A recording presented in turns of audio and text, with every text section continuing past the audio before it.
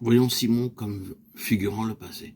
Quelque chose se produisit avec l'arrivée de ce bébé, l'entrée de Christ.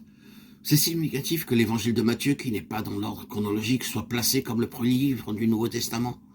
Dans cet évangile, à plusieurs reprises, Matthieu emploie cette expression, afin que les Écritures soient accomplies, ou selon ce qui avait été annoncé par les prophètes. C'est caractéristique de l'évangile de Matthieu.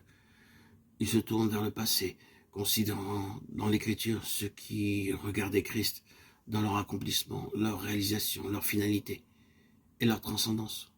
Tous les espoirs, toutes les espérances, toutes les promesses et toutes les prédictions ont été recueillis dans les bras de Simon le jour où il a tenu ce bébé. L'espoir d'Israël était dans ses mains. Quel espoir tant attendu. Malgré tout leur échec, quand le désespoir sombre et ténébreux a semblé parfois s'être installé en eux, et qu'ils ont pleuré pour dire que Dieu s'était caché loin d'eux. Ils ont nourri un espoir. Malgré leur faillite et leur souffrance, ils ont gardé espoir que quelque chose devait arriver. Malgré tous les arguments qui se sont exercés sur eux du ciel à cause de leurs péchés, ils se sont toujours accrochés aux promesses et ont cru qu'un jour ils verraient le salut du Seigneur. Tout cela était dans les bras de Simon. Tout ce passé est ici présent dans ses bras.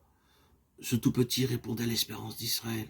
Cette attente et cette espérance ont eu leur apogée dans ces deux croyants, Simon et Anne, qui, parmi d'autres, attendaient la consolation d'Israël, la rédemption de Jérusalem.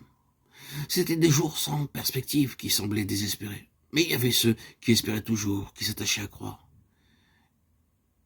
Et en ces jours-là, Simon a tenu dans ses bras l'accomplissement de l'espérance et des promesses en portant la pleine incarnation de la pensée de Dieu.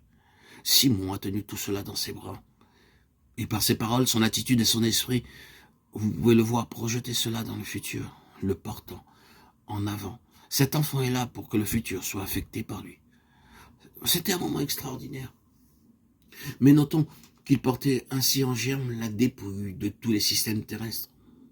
Tout ce qui était contenu en Christ a été accompli à ce moment-là.